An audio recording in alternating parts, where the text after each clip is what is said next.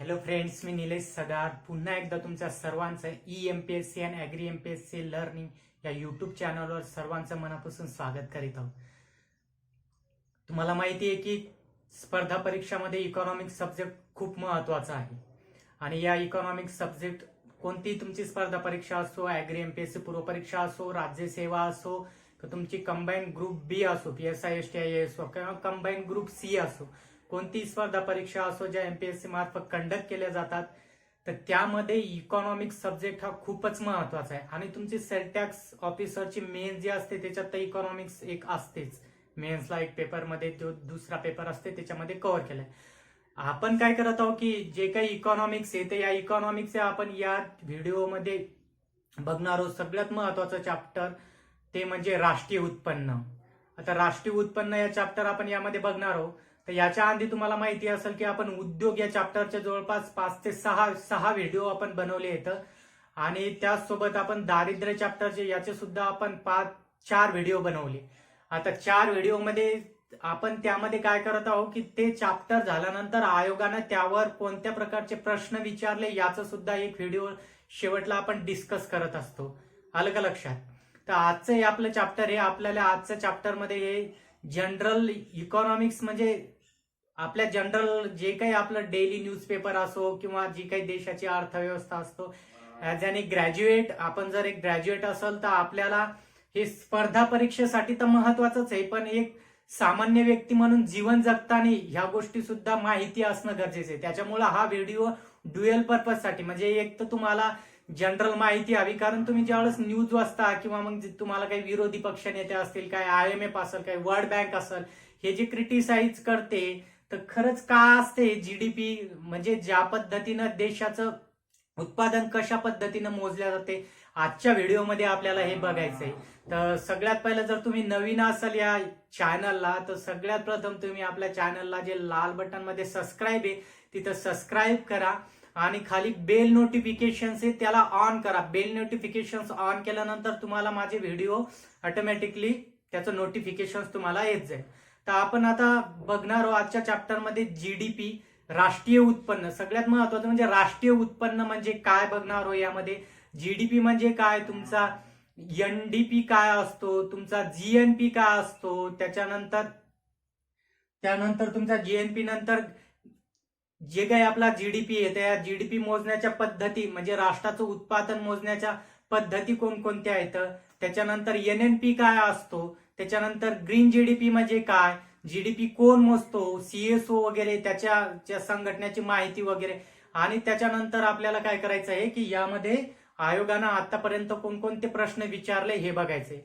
स्पर्धा परीक्षा कोणतीही असो, मी पहिलेही सांगितले, म्हणजे आता कंबाईन ग्रुप बी असो तुमची ज्याच्यात PSI STI SO आहे आणि तुमची ॲग्री MPSC असो, तर सिलेबस जो दिलेला आहे ना, तर हा सिलेबस जो दिलेला आहे तर हा सिलेबस मध्ये कॉमन सिलेबस आहे सगळीकडे. थोडाफार जर चेंज केले तर राज्यसेवेला सुद्धा याच्यावर प्रश्न विचारलेले आहेत. राज्यसेवेला उद्योगावर चॅप्टर विचारलेले, राज्यसेवेला सुद्धा दारिद्र्यावर विचारलं, कंबाईन ग्रुप बी लाही दारिद्र्यावर विचारला, ॲग्री MPSC लाही दारिद्र्यावर प्रश्न विचारलेले आहेत. त्याच्यामुळे एकच हा सिलेबस आपल्याला दोन्ही तिन्ही एक्झाम साठी महत्वाचा आहे. तर आता सगळ्यात पहिलं आहे की GDP किंवा राष्ट्रीय उत्पन्न म्हणजे काय किंवा राष्ट्रीय उत्पन्न कसं मोजतात. आता सगळ्यात प्रथम आपण आता बघा, तुम्हाला माहिती आहे की आपण फुल्ली याच्यात कन्सेप्ट समजून घेणार आहोत. आलं का लक्षात? तुम्हाला फक्त डेफिनेशन रट नाही करायची आहे, कन्सेप्ट समजून घ्यायचं आहे आपल्याला. कारण कन्सेप्ट समजला तर मग आयोगानं कोणत्याही पद्धतीने जर क्वेश्चन फिरवला तर आपल्याला त्याचा आन्सर येईल. पण जर डेफिनेशन रट केलेली असेल, पाठ केलेली असेल, न समजता जर ते केले असेल तर आयोगाचं जे काही आता म्हणजे आयोग बदल करत आहे प्रश्नामध्ये तर त्याच्यात आपला क्वेश्चन चुकू शकतो. आलं का लक्षात? तर बघा, तर याचे जवळपास आता आपण 3 व्हिडिओ बनवणार आहोत. आजचा पहिल्या व्हिडिओमध्ये आजचा आपण घेणार आहे GDP म्हणजे काय किंवा राष्ट्रीय उत्पन्न म्हणजे काय. आलं का? आता राष्ट्रीय उत्पन्न आहे काय, आता तुम्हाला एक्झाम्पल देतो. सपोज आपलं घर आहे, आपलं कुटुंब आहे, आपल्या कुटुंबाचंही आपण जर उत्पन्न आपण मोजतो कशासाठी, कारण आपल्या कुटुंबाचा म्हणजे जे काही आपलं उत्पन्न म्हणजे जे काही वर्षाचा एक अंदाज येऊन जातो आपल्याला त्यामध्ये. आलं का लक्षात? काय होतो, एक अंदाज येतो. तर ह्या अंदाज, आता तुमचं कुटुंब असेल तर कुटुंबामध्ये इन्कम सोर्सेस जे असतात हे वेगवेगळे असतात. म्हणजे कुटुंबामध्ये जर ते ग्रामीण भागातलं कुटुंब असेल तर तुम्हाला शेतीहून जे काही इन्कम येते त्याचा ते एक सोर्स असेल. सोबतच तुम्ही जर एखादी ऑटो चालवत असाल, आलं का लक्षात, ऑटो रिक्षा चालवत असाल तर ते ऑटो रिक्षा त्याचंही उत्पन्न येते, आलं का लक्षात. आणि तुम्ही हे उत्पन्न आलं त्याच्यानंतर खर्च सुद्धा करतात. म्हणजे काय, तुम्हाला वस्तू आणि ज्या काही सेवा आहेत याचं उत्पन्न आणि तुमच्या त्याहून तुमच्या कुटुंबाची किंवा अर्थ ज्या कुटुंब आहे त्याचे एक पद कळते की समाजामध्ये त्या कुटुंबाचा दर्जा काय आहे, आलं का लक्षात. आता त्याच पद्धतीनं राष्ट्रीय उत्पन्न सुद्धा आहे.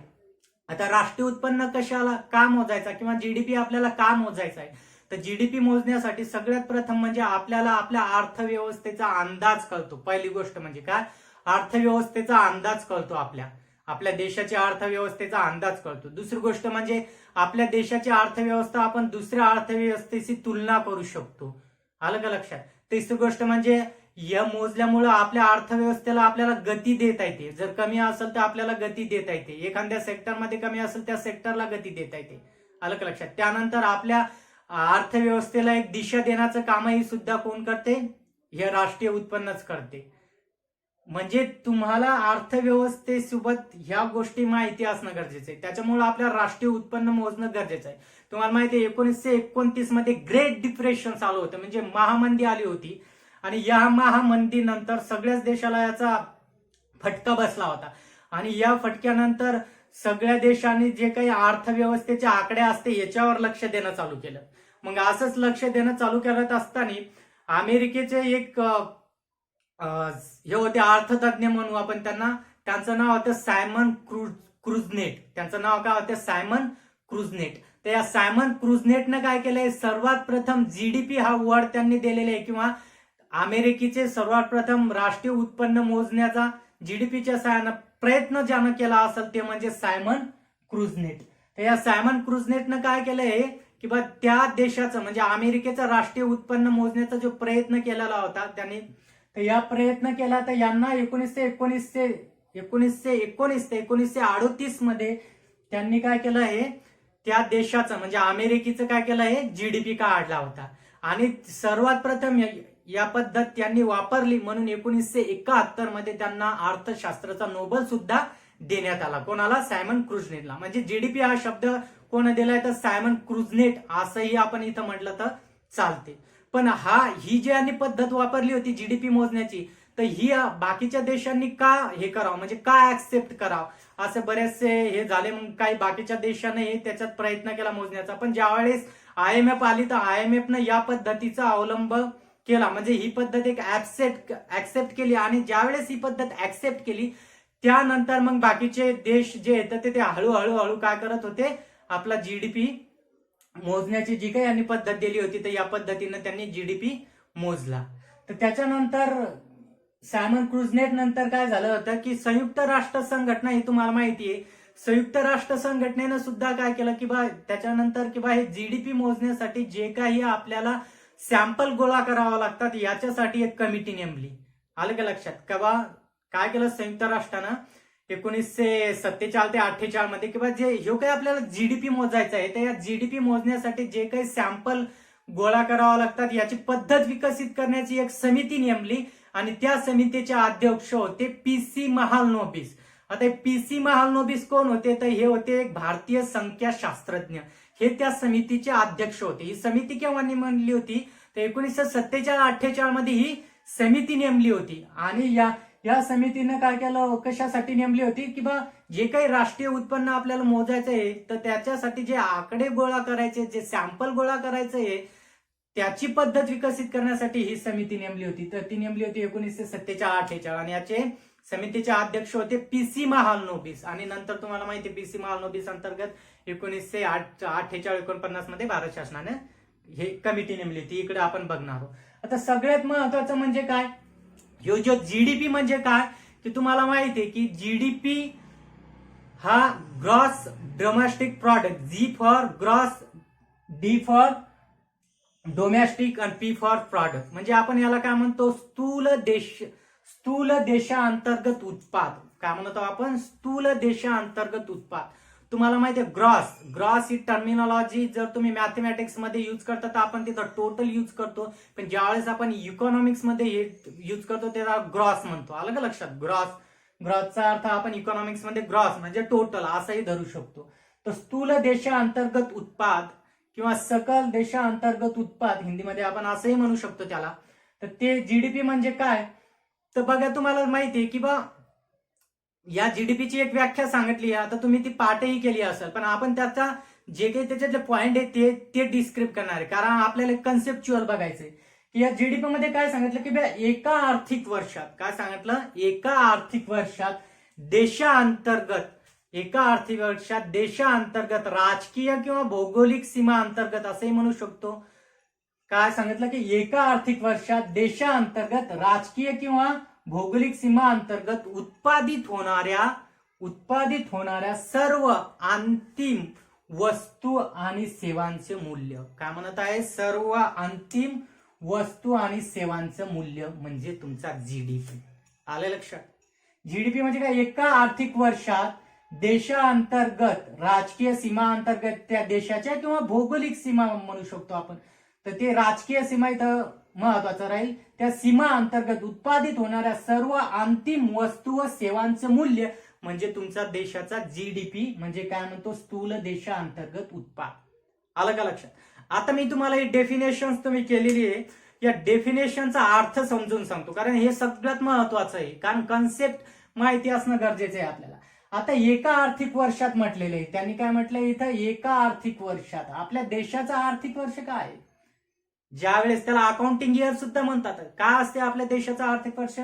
आपल्या देशाचं आर्थिक वर्ष आहे 1 एप्रिल ते 31 मार्च. आपल्या देशाचं आर्थिक वर्ष एक पकडलं जाते, तर ते हे 1 एप्रिल ते 31 मार्च हे 1867 पासून हे आर्थिक वर्ष घेण्यात आलेले आहे. कारण 1867च्या आधी हे आर्थिक वर्ष आपण 1 मे ते 30 एप्रिल असं होतं, पण 1867 नंतर हे 1 एप्रिल ते 31 मार्च हे आर्थिक वर्ष करण्यात आलं होतं. आलं का लक्षात? आणि तुम्हाला माहिती आहे आर्थिक वर्ष बदलण्यासाठी सुद्धा कमिटी वगैरे नेमली होती, एक झा कमिटी नेमली होती, तिनं सुद्धा अहवाल दिला होता, ते आपण नंतर बघू. आधी बघू की एका आर्थिक वर्षात म्हणजे काय, तर 1 एप्रिल ते 31 मार्च हा आपला आर्थिक वर्ष आहे.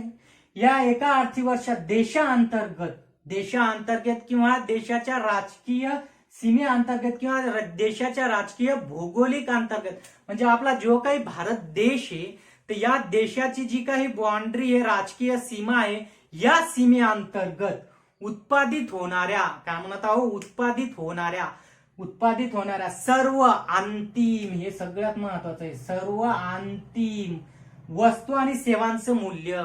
कशाचं? वस्तू आणि सेवांचं मूल्य, हे महत्वाचं आहे, वस्तू आणि सेवांचं मूल्य. आता इथं काय म्हटलंय? अंतिम म्हटलेलं आहे आणि वस्तू आणि सेवा म्हटलेलं आहे. काय म्हटलंय? वस्तू आणि सेवा. आता तुम्हाला माहिती आहे वस्तू म्हणजे काय? हा झाला पेन, ही झाली वस्तू, हे झाला पेन, ही झाली वस्तू. तर या पेनाचं अंतिम मूल्य म्हणत आहेत, या पेनाचं काय म्हणत आहे? अंतिम मूल्य. म्हणजे हा पेन जर बनत असेल तर याला जी काही इंक लागत असेल, आलं का लक्षात, याला जे काही हेवरचं मटेरियल लागत असेल, तर या मटेरियलचं नाही म्हणजे सेपरेटली म्हणत नाही आपण, तर ह्यो याचं अंतिम मूल्य म्हणजे ज्यावेळेस हा एक पेन आपण युटिलायझेशन म्हणून करून याचं अंतिम मूल्य म्हणत आहोत. आलं का लक्षात? ते तुम्हाला इथं लक्षात घ्यावं लागेल. फॉर एक्झाम्पल तर तुम्हाला सांगायचं असं, आता ही सॅनिटायझरची, हँड सॅनिटायझरची बॉटल आहे. आता ही सॅनिटायझरची बॉटल कशी बनलेली आहे? आता ही एक वस्तू आहे, आपण या डेफिनेशन मध्ये सांगितल्या पद्धतीने ही एक वस्तू आहे. आता या हँड सॅनिटायझर बनण्यासाठी याच्यात जे काही कंपोजिशन्स वगैरे लागला असेल ते, प्लस याची ही प्लास्टिकची बॉटल, स्टिकर्स वगैरे सगळ्या गोष्टी, म्हणजे ही वस्तू याचं अंतिम मूल्य कसं काढतात की ज्या या वस्तूमध्ये हे जे काही सॅनिटायझर बनण्यासाठी जे काही कंपोजिशन्स लागले, जे काही केमिकल्स लागलेले आहेत, नंतर ही बॉटल लागलेली आहे, नंतर हे बॉटलला स्टिकर वगैरे लागले, या सर्वांचं काय केलेलं आहे यांनी? ऍडिशन्स करून एक बॉटलची किंमत ठरवलेली आहे. आलं का लक्षात? मग तुमच्या त्याच्यात इनडायरेक्ट टॅक्स सुद्धा आलेला आहे. या सर्वांचं हे करून या बॉटलची किंमत घेतली. मग या बॉटलची किंमत आता इथं सांगितली 50 रुपये. आलं का लक्षात? इथं काय सांगितले? 50 रुपये. म्हणजे काय झाले? हे 50 रुपये तुमच्या याच्यात अंतिम मूल्य झालेले. याच्यात मग तुम्ही त्याच्यातलं बाकीचे कंपोजिशन्स कंबाईनली एकत्र करून त्यांनी त्याचं मूल्य सांगितलेले. आलं का लक्षात? आणि सेवांचं मूल्य. आता सेवा म्हणजे काय की तुम्हाला माहिती आहे, आता तुम्ही जे सर्व्हिस वापरता, तुमचं आता तुम्ही कुठं ट्युशन्स लावत असाल, कुठं क्लास लावत असाल MPSC चे, ते काय करत आहेत, ते तुम्हाला सेवा देत आहेत. ते काय करत आहेत, तुम्हाला सेवा देत आहेत.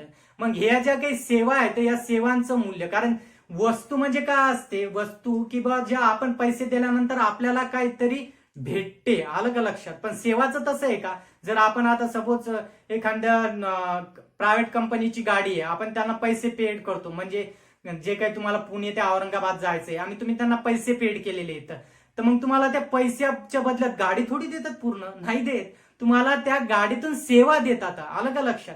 तर या सेवाचं अंतिम मूल्य लक्षात घेतात. म्हणजे जर आता सेवाचं अंतिम मूल्य जर एखादी अकॅडमी असेल आणि तिचं वर्षभरात, एका वर्षात तिनं किती इन्कम केलं, तिचं किती उत्पन्न झालं, तिथं उत्पादन नाही येणार, तिथं उत्पन्न येईल, म्हणजे इन्कम येईल. तिथं प्रोडक्शन्स नाही येणार, कारण तिथं प्रोडक्शन म्हणजे तिथं वस्तू थोडी बनणार आहे, तिथं सेवा देत आहेत. जी सेवा तुम्ही घेता आहात, म्हणजे माइंडमध्ये घेता, ती फिजिकली कुठे घेऊन ना जाता आहे. म्हणजे इथं काय आलं, अंतिम वस्तू आणि मूल्याचं सेवाला. आता सगळ्यात महत्वाचं म्हणजे देशांतर्गत. आता देशांतर्गत म्हणजे काय, त्या देशांतर्गत, मग त्या देशांतर्गत ज्याने कोण आहे, मग ती परकीय कंपनी असो, दुसऱ्या देशातली कंपनी असो, आलं का लक्षात. ते देशांतर्गत या शब्दाचा लक्षात आलं का. सपोज आता सॅनिटायझरची बॉटल मी तुम्हाला सांगितली, ही सॅनिटायझरची बॉटल सपोज जर्मनीतल्या एका कंपनीनं बनवलेली आहे, पण ही कंपनी भारतामध्ये आहे आणि या कंपनीने ही बॉटल भारतामध्ये बनवलेली आहे. गंज ही कंपनी जर्मनीची असेल, पण ही बॉटल कुठं बनवलेली आहे, तर बॉटल भारतामध्ये बनवलेली आहे. त्याच्यामुळं काय केलेलं आहे, याचं सुद्धा आपण काय केलेलं आहे, देशांतर्गत बनलेली आहे ना, आपल्या भौगोलिक सीमा अंतर्गत, राजकीय सीमा अंतर्गत ही बनलेली आहे ना, म्हणून याचं उत्पादन सुद्धा घेतलं जातं. म्हणजे देशात, आपल्या देशात जे काही बनतात देशाच्या सीमा अंतर्गत, मग ते परकीय असो किंवा आपल्या देशातले असो, त्याचं उत्पादन जीडीपी मध्ये घेतल्या जाते, आलं का लक्षात. त्याचं उत्पादन काय केलं ते आपल्या जीडीपी मध्ये घेतल्या जाते. आता जीडीपी जर तुम्हाला सरळ सांगायचं आहे की सपोज आता आपला देश आहे असं कन्सिडर करू, आणि आपल्या देशामध्ये सपोज एक जर्मनीची एक कंपनी एक आहे आणि एक पेन उत्पादन करणारी एक कंपनी आहे. आता या कंपनीनं जर सपोज अशा 10 बॉटल बनवल्या एका वर्षात, एका आर्थिक वर्षात किती, सपोज आपण उदाहरण घ्यायला लागलो, अशा 10 बॉटल बनवल्या, तर 10 बॉटल बनवल्या, तर एका बॉटलची किंमत किती झाली, 50 रुपये. एका बॉटलची किंमत किती झाली, 50 गुणिले जर 10 केलं तर आपल्याला किती होतील, याचे 500 रुपये होतील. किती होतील, 500 रुपये होतील. किती होतील, 500 रुपये. आणि हा पेन जे येतं हे आपल्या भारतातल्याच कंपनीनं एखाद्या बनवलेले येतं, तर याचं मूल्य जर आपण पकडलं 10 रुपये, तर त्या कंपनी जर 100 पेन कमवले असतील एका वर्षभरात, तर 10 रुपयाने त्या 100 पेनाचं जे काही मूल्य होईल ते मूल्य, आणि या कंपनीनं जे कमवलेले हे एका आर्थिक वर्षात ते मूल्य, याची जर तुम्ही प्लस केली तर जे काही आपल्याला फायनल आपल्याला भेटल, आपले जे काही अंक भेटल फायनल, तर तो तुमचा देशाचा जीडीपी. आलं लक्षात. कारण काय आहे, आणि याच्यात दुसऱ्या देशातला याच्यात तुम्हाला मायनस वगैरे काही करायची गरज नाही. देशाच्या भौगोलिक सीमा अंतर्गत, देशाच्या राजकीय सीमा अंतर्गत हे महत्वाचं आहे. आता राजकीय सीमा अंतर्गत, आता तुम्ही म्हणत असाल आपल्या काही बाहेर देशामध्ये जर तुम्ही दूतावास येतं, तर तिथं सुद्धा ते दूतावास गंज बाहेर देशामध्ये येतं, आलं का लक्षात. ते दूतावास गंज बाहेर देशामध्ये, पण ते तिथल्या जे काही उत्पन्न किंवा त्याच्यापासून जे काही आपल्याला भेटत असेल ते सुद्धा तुमच्या जीडीपी मध्ये मोजल्या जाते. हे झाला तुमचा जीडीपी, स्थूल देशांतर्गत उत्पाद. कन्सेप्ट क्लिअर, आलं लक्षात. म्हणजे जे काही तुमच्या देशांतर्गत एका आर्थिक वर्षात, आणि अंतिम वस्तू आणि सेवा. अंतिम वस्तू आणि सेवा खूप महत्वाचं आहे. तुम्ही एखाद्या लॅपटॉप घेता, लॅपटॉप घेतल्यानंतर तुम्हाला त्या लॅपटॉपची टोटल प्राइस सांगितल्या जाते. लॅपटॉपची टोटल प्राइस सांगितल्या जाते. ऍक्च्युअली लॅपटॉप हा एक असेंबल आहे. असेंबल म्हणजे काय की त्याच्यात एक प्रोसेसर आहे, आलं का लक्षात. प्रोसेसर असते, प्रोसेसर एका वेगळ्याच कंपनीचा असते. तुमचा एखादी तुमची त्याच्यातली सर्व्हिस असेल, एखादा माऊस असेल तर माऊस एखाद्या वेगळ्याच कंपनीचा असेल. म्हणजे जो लॅपटॉपला असेंबल केल्या जाते, या सगळ्या लॅपटॉपला असेंबल केल्या जाते, आणि तुम्हाला त्या लॅपटॉपची फायनल किंमत सांगितल्या जाते. की असं थोडं सांगतात की या प्रोसेसरची एक वेगळी किंमत आहे, किंवा मग तुमचा माऊस तुम्ही घेतलेला आहे त्याची काही वेगळी किंमत आहे, आलं का लक्षात. हे सांगितलं नाही जात, त्याची फायनल किंमत सांगितल्या जातो. म्हणून इथं अंतिम वस्तू आणि सेवाचं मूल्य लक्षात घ्यायचं, आलं का लक्षात. अंतिम वस्तू आणि सेवा म्हणजे तुम्हाला माहिती आहे, तुमच्या बस ट्रान्सपोर्टेशन असेल, तुमच्या एज्युकेशन असेल, ह्या सगळ्या तुमच्या सेवामध्ये तुमच्या हे जिओ, एअरटेल, मोबाईल ह्या तुम्हाला सर्व्हिसेस देता येतं. आलं का लक्षात? ह्या झाल्या तुमच्या सेवा. आता मग हा झाला जीडीपीची डेफिनेशन. आता तुम्हाला एनडीपी म्हणजे काय, कारण काय होत आहे, जर तुम्ही एखादी वस्तू बनवत असाल किंवा एखादी मशिनरी बनवत असाल तर तुम्हाला वस्तू बनवण्यासाठी तुम्हाला काय लागते, घटक लागतात आहे. आपल्याला माहिती आहे की एखादी वस्तू बनवायची असल्या आपल्याला की ते 4 घटक महत्वाचे असतात. कोणतेही एक, त्याच्यात तुमचं कोणते 4 घटक आहे, त्याच्यात तुमचं आलं लेबर आलं सगळ्यात महत्वाचा, त्याच्यात तुमचं कॅपिटल आलं, जे काही लेबर कॅपिटल असतं तुमचं, आणि एक त्याच्यात एंटरप्रेन्युअरशिप म्हणजे, आणि एक लँड, म्हणजे असे लेबर, लँड, कॅपिटल आणि एंटरप्रेन्युअरशिप, म्हणजे हे जे घटक असतात तर हे घटक बनून काय ती वस्तू बनते. आलं का लक्षात? आता वस्तू बनवण्यासाठी कुठे मशिनरी बी नसते. मग आता एनडीपी मध्ये काय सांगितलं की जीडीपी मायनस डिप्रेशन. डिप्रेशन्स म्हणजे घसारा. डिप्रेशन्स म्हणजे काय असते, घसारा असते. याला काय म्हणू आपण, घसारा. आता घसारा म्हणजे काय की बघ, जी काही एखादी वस्तू, सपोज तुम्ही ट्रॅक्टर विकत घेतलेलं आहे, आलं का लक्षात? तुम्ही काय केलंय, ट्रॅक्टर विकत घेतलेलं आहे, आणि जे काही ट्रॅक्टर विकत घेतलेलं आहे तर त्याच्यापासून तुम्हाला जे काही उत्पन्न इन्कम भेटत आहे वर्षाला, पण त्या वर्षाला तुम्ही त्याचं जे काही इन्कम भेटत आहे तर ते तुमचं कसं झालेलं आहे, तुमचं जीडीपी सारखं, म्हणजे तुमचं ग्रॉस झालेलं आहे. पण ज्या वेळेस त्याचं तुम्हाला काय करावं लागतं, तुम्ही जर वर्षभर ट्रॅक्टर वापरले तर तुम्हाला त्याच्यातल्या काही गोष्टी मायनस कराव्या लागतील. म्हणजे तुमचं जे वर्षभर ट्रॅक्टर वापरलं, म्हणजे तुमचे जे काही टायर असतील, ते काही इंजिन असेल, त्याचं काय झालेलं आहे, घसारा झालेला आहे. आलं का लक्षात? त्याचं काय झालेलं आहे, घसारा झालेला आहे. तर तो घसारा जर मायनस केला तर तुम्हाला एनडीपी, नेट डोमेस्टिक प्रॉडक्ट येईल. म्हणजे कोणत्याही गोष्टीचा घसारा करावा लागेल. सपोज आपण मी आता 100 पेन बनवले, याच्यातले काही पेन जे येतं ते, सपोज याच्यातले जे 100 पेन बनवले तर याच्यातले काही पेन कुठं प्लेनचं आपण ट्रान्सपोर्ट करत असो तर कुठं त्याचं कुठं गाळ झाले किंवा अजून काही टेक्निकल प्रॉब्लेम आले तर म्हणजे ते काय होत आहे, त्याचा घसारा होत आहे. आलं का लक्षात? म्हणून एनडीपी म्हणजे काय, जीडीपी मायनस डिप्रिशिएशन. एनडीपी म्हणजे काय, जीडीपी मायनस डिप्रिशिएशन. आता हे काही जो काही जीडीपी होता तर हा जीडीपी कशासाठी मोजायचं हे तर मी तुम्हाला प्रथम सांगितलंच आहे. पण हा जीडीपी मोजताना आपले जे काही जीडीपी मोजला होता तर सगळ्यात प्रथम तुम्हाला माहिती आहे की इथं जे काही सायमन क्रुजनेट होते यांनी यांचा देशाचा जीडीपी तर मोजला आहे, पण सोबतच काय झालंय, सगळ्यात प्रथम आपला देशाचा जीडीपी मोजण्याचा प्रथम प्रयत्न जे कोणी केला असेल तर ते म्हणजे दादाभाई नौरोजी यांनी सगळ्यात प्रथम जीडीपी मोजण्याचा प्रथम प्रयत्न केलेला आहे. आलं का लक्षात?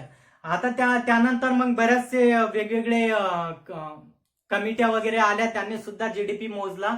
तर आपल्याला ते बघायचं आहे, कारण बऱ्याच वेळा क्वेश्चन्स विचारू शकतात. तर याच्यातलं दादाभाई नौरोजी यांनी 1867 आणि 68, तुम्हाला माहिती आहे की दादाभाई नौरोजी तुम्ही इतिहासामध्ये यांना वाचलेले आहे. तर त्याच्यानंतर रानडे सुद्धा तुम्ही वाचले. रानडेनं ही आपल्या अर्थव्यवस्थेची निगडीत इंग्रजावर त्याच्यावर टीका केलेली आहे. म्हणजे आपल्याला माहिती आहे की दादाभाई नौरोजी येतात, तर यांनी दादाभाई नौरोजीनं यांचा एक ग्रंथ होता poverty and British rule in India. तर त्याच्यामध्ये त्यांनी सांगितलं होतं की बा या ड्रेन ऑफ वेल्थ नावाचं त्यांनी जे थेअरी मांडली होती तर याच्यामध्ये सांगितलं की बा इंग्रजांनी कशी त्यांची म्हणजे आपली लूट केलेली आहे. तर याच्यामध्ये दादाभाई नौरोजी यांनी 1867 ते 68 मध्ये ज्यांनी जीडीपी मोजला होता, आणि यांना जीडीपी मध्ये 240 कोटी रुपये, यांना 1867 ते 68 मध्ये त्यांना 240 कोटी रुपये एवढा जीडीपी भारताचा आढळला होता. आणि त्यांनी मग त्याच्यावरून दरडोई उत्पन्न काढलं होतं, तर दरडोई उत्पन्न 20 आलं होतं. दरडोई उत्पन्न म्हणजे काय, जे तुमची काही जी व्हॅल्यू असेल तुमचा जीडीपी, दरडोई उत्पन्न हे जीडीपी पर कॅपिटाही काढता येते, एनडीपी पर कॅपिटाही काढता येते, जीएनपी पर कॅपिटा ही दरडोई उत्पन्न तुम्हाला काढता येते. तर सरळ सरळ आहे, जे काही जीडीपी येईल त्याला डिवायडेड बाय लोकसंख्या, जी काय आपल्या देशातली लोकसंख्या आहे त्याला डिवायडेड करायचं आहे, आणि त्याला डिवायडेड केल्यानंतर तुमचा काय येईल, दरडोई उत्पन्न येईल. आता आपल्या देशात जर आपला जीडीपी जर आपला चांगला असेल, पण तरी सुद्धा आपल्या देशाची लोकसंख्या ही जास्त असल्यामुळे आपलं पर कॅपिटा इन्कम दरडोई उत्पन्न हे कमी आहे as compared to the developed country. जे काही विकसित देश आहेत, अमेरिका वगैरे, जर्मनी, जपान वगैरे, या देशातलं, कारण इथलची जे येतं तर इथला जीडीपी तर जास्त आहे पण सोबत त्यांची लोकसंख्या सुद्धा कमी आहे, त्याच्यामुळे तिथलं दरडोई उत्पन्न जास्त येते. आपलं दरडोई उत्पन्न फक्त किती होतं, 20 रुपये. किती होतं आपलं, 20 रुपये. नंतर विल्यम डिग्बी यांनी हे केला होता, मोजलं होतं. तर यांना 1997-98 मध्ये यांना 390 कोटी रुपये एवढा भारताचा जीडीपी आढळला आहे. त्यांना दरडोई उत्पन्न 17 रुपये एवढं आढळलं होतं. त्याच्यानंतर फिंडले शिरास यांनी 1911 मध्ये जीडीपी जो आढळला आहे त्यांना आढळला आहे 1942 कोटी रुपये एवढा आढळलेला आहे. आणि त्यांना दरडोई उत्पन्न 49 रुपये आढळलं आहे, जे की देसले सरांच्या बुक्स मध्ये दिलेलं येतं. हे आकडेवारी येतं, तर ही कमी जास्त आहे. काही तुम्ही रंजन कोळंबे सर बघा किंवा मग देसले सर बघा किंवा मग अजून रमेश सिंगचं वगैरे बुक बघा, त्याच्यामध्ये आकडेवारी ही थोडीफार डिफरन्स येते. पण तुम्हाला आकडेवारी जर सपोज ही नाही विचारली तरी त्या कमिट्या ते वर्षानुसार हे विचारू शकतात, त्याच्यामुळे आपल्याला पाहणं गरजेचं आहे. फिंडले शिरास 1911 मध्ये त्यांना 1942 कोटी रुपये आढळलं होतं. नंतर वाडिया आणि जोशी यांनी 1913-14 मध्ये यांना जीडीपी आढळला आहे 1067 कोटी रुपये. किती आढळला वाडिया आणि जोशी, 1067 कोटी रुपये. आणि त्यांना दरडोई उत्पन्न 44 रुपये एवढं आढळलं होतं. किती, 44.30 म्हणजे 44 रुपये, 44 रुपयेच म्हणता येईल आपल्याला, यांना आढळलं होतं. नंतर डॉक्टर VKRV, हे महत्वाची आहे, डॉक्टर VKRV राव यांनी काय केलंय, यांनी 1930-31 मध्ये यांना जे जीडीपी आढळला होता तो आढळला होता 1689 कोटी. आणि डॉक्टर राव यांनी सगळ्यात प्रथम शास्त्रीय पद्धतीने जीडीपी मोजण्याचा इथं प्रयत्न केलेला आहे. सगळ्यात पद्धतीने शास्त्रीय पद्धतीने कोणा जीडीपी मोजण्याचा प्रयत्न केलेला आहे, तर डॉक्टर राव समिती. त्याच्यामुळे हे लक्षात ठेवा, कारण याच्या आकडेवारी तुम्हाला विचारू शकतात. डॉक्टर राव यांनी शास्त्रीय पद्धती यांनी उत्पन्न आणि उत्पादन या पद्धतीचा अवलंबन करून यांनी शास्त्रीय पद्धतीने सर्वात प्रथम यांनी जीडीपी मोजला होता. त्यांना जीडीपी आढळला होता भारताचा 1931-32 मध्ये 1689 कोटी रुपये, ज्याचे की 62 रुपये दरडोई पर इन्कम आलं होतं. आणि 1925 ते 29 मध्ये त्यांना 76 रुपये दरडोई उत्पन्न आढळलं होतं. आता 1925 ते 29 आलं का लक्षात, म्हणजे जवळपास याच्यात 4 वर्ष येत आहेत. आणि 1931 ते 32 म्हणजे याच्यात किती, 62. आता तुम्ही म्हणत असाल याच्यात एवढा डिफरन्स कसं काय, इथं 62 इथं 76 आलेले आहे. कारण हा पिरियड बघा, या पिरियड मध्ये 25 हे 4 वर्षाचा पिरियड आहे, एकच वर्षामध्ये त्यांनी सांगितलंय. नंतर आर देसाई समिती, ही एक समिती, या समिती 1930-31 मध्ये आली होती. तुम्ही ही समिती वाडे आणि जोशीच्या वरती घेऊ शकता. तर इथं 2809 कोटी म्हणजे 809 कोटी एवढा जीडीपी यांना आढळला होता. आणि यांना दरडोई उत्पन्न आढळलं होतं 72 रुपये. आणि सगळ्यात महत्वाची, ज्याच्यावर आयोगानं आता प्रश्न सुद्धा मागच्या एक्झामला प्रश्न विचारले आणि अजून सुद्धा प्रश्न विचारू शकतो, याच्यावर राव समितीवर तर विचारू शकतो, पण अजून आयोगाचा प्रश्न विचारण्याचा जो फोकस राहील तर ती म्हणजे तुमची राष्ट्रीय उत्पन्न समिती. आता ही राष्ट्रीय उत्पन्न समिती, तर या समितीचे अध्यक्ष होते, कोण होते, ते होते PC महालनोबिस. PC महालनोबिस इकडे सुद्धा अध्यक्ष होते, जे काही संयुक्त राष्ट्र संघटनेने समिती नेमली होती. ही समिती कशासाठी होती, किंवा जे काही राष्ट्रीय उत्पन्न मोजायचंय, तर या राष्ट्रीय उत्पन्न मोजताना नमुने म्हणजे सॅम्पल गोळा करण्यासाठीची पद्धत विकसित करण्यासाठी 1947 ते 48 PC महालनोबिस यांच्या अध्यक्षाखाली एक समिती नेमली होती. आणि 1948 ते 49 मध्ये काय केलं, भारतानं काय केलं, हे PC महालनोबिस यांच्या अंतर्गत एक राष्ट्रीय उत्पन्न मोजण्यासाठी समिती नेमली होती. आणि या समितीचे सदस्य होते राव म्हणजे हे राव तुमचे डॉक्टर VKRV राव आणि गाडगीळ, हे 2 सदस्य होते. याच्यावर प्रश्न ऑलरेडी विचारलेले आहे, अजून सुद्धा विचारू शकता. तर यांनी 1948-49 मध्ये समिती नेमली होती. समितीने पहिला अहवाल दिला होता तो होता 1951 ला. आणि समितीने जो काही शेवटचा म्हणजे अंतिम अहवाल दिला तो होता 1954 ला. आणि त्या समितीला 8650 कोटी रुपये एवढा जीडीपी आढळला. आणि त्याचं दरडोई उत्पन्न होते 247 रुपये. त्याचं दरडोई उत्पन्न किती होते? 247 रुपये. हे क्वेश्चन याच्यावर विचारलाय. अहवाल केव्हा दिला, सदस्य कोण होते आणि दरडोई उत्पन्न याच्यावर प्रश्न ऑलरेडी आयोगानं विचारलेला आहे. अजून सुद्धा तुम्हाला याच्यावर प्रश्न विचारू शकता. हे झालं तुमच्या या समित्या, की या समित्या तुम्हाला क्रमवारीनुसार समित्या विचारू शकतात किंवा मग तुम्हाला याच्यातलं एखादा दरडोई उत्पन्न विचारू शकतात. ह्या समित्या देतील आणि या समितीनुसार यांचा क्रम लावा, कशा पद्धतीने आला असे तुम्हाला प्रश्न विचारू शकतात. आता सगळ्यात महत्वाचं आहे की राष्ट्रीय उत्पन्न मोजण्याच्या पद्धती ते नेक्स्ट व्हिडिओमध्ये बघू.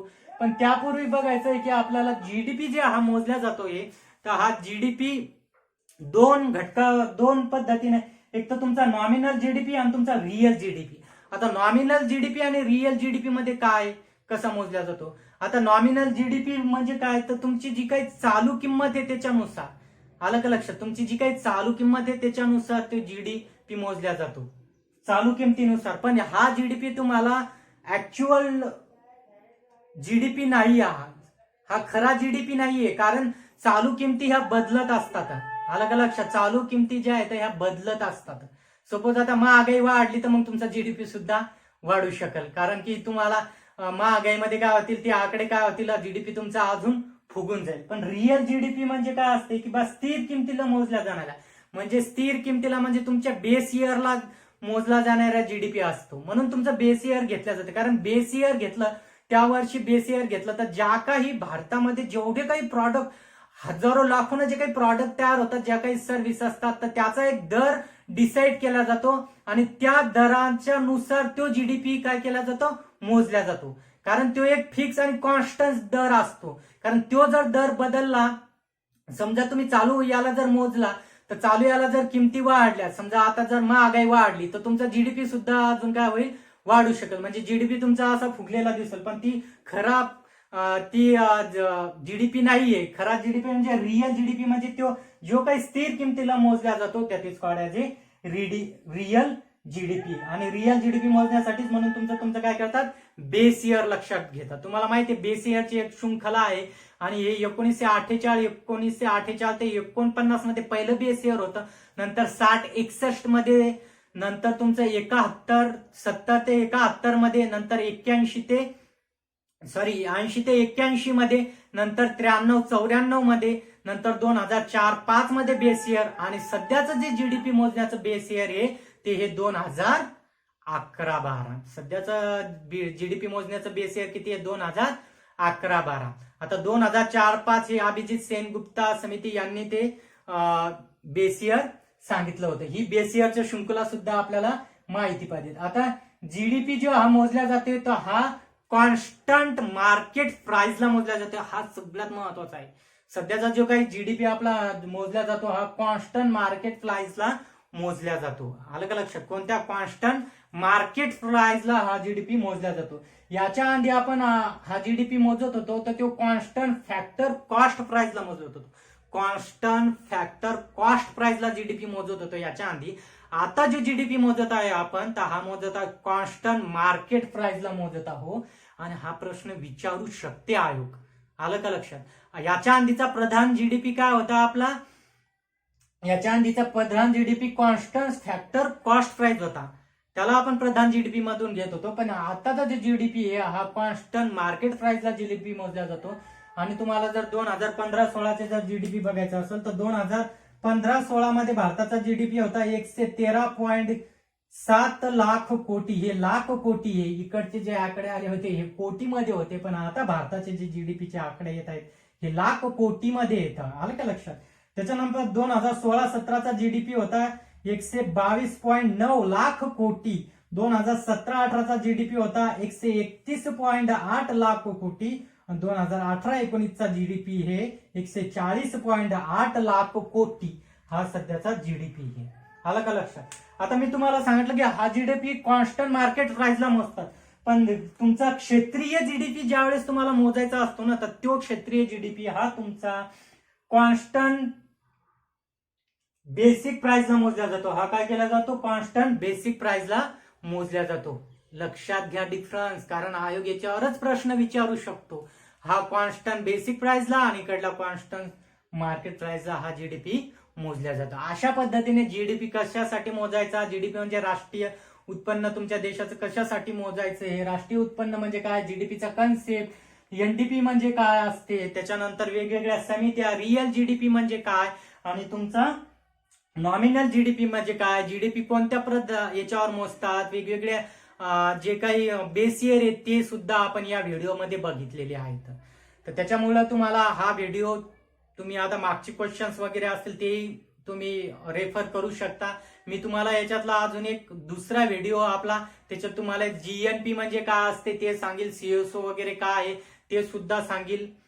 आणि त्याच्यानंतर जो तिसरा व्हिडिओ बनल तर त्या तिसऱ्या व्हिडिओमध्ये याच्यावर कोणकोणते प्रश्न विचारले होते याच्यावर आपण एक व्हिडिओ बनवणार आहोत. तर त्यापूर्वी माझी एक तुम्हाला सगळ्यांना रिक्वेस्ट आहे की नक्कीच तुम्हाला जर असे व्हिडिओ जर पाहिजेत असेल तर सगळ्यांनी आपलं चॅनल आहे सबस्क्राईब करा, बेल नोटिफिकेशन करा, आवडला असेल तर एक लाईक करा, नक्कीच तुम्ही कमेंट सुद्धा करा, कारण तुमच्या कमेंट्स लाईक्सनं मला अजून सुद्धा हे व्हिडिओ बनवण्यासाठी एक प्रोत्साहन भेटते. आणि हे व्हिडिओ तुमचे जे काही फ्रेंड्स असतात ज्यांना सध्या क्लासेस नाही येत आणि त्यांना हे कुठंतरी कन्सेप्ट क्लिअर नसतील तर नक्कीच तुमच्या फ्रेंडना शेअर करा, नक्की या व्हिडिओचा त्यांना फायदा होईल. त्याच्यामुळं जर असे व्हिडिओ तुम्हाला हे करायचं असेल तर नक्कीच आपल्या चॅनलला सबस्क्राईब करा, मॅक्झिमम जणांकडे शेअर करा. Stay home and safe home.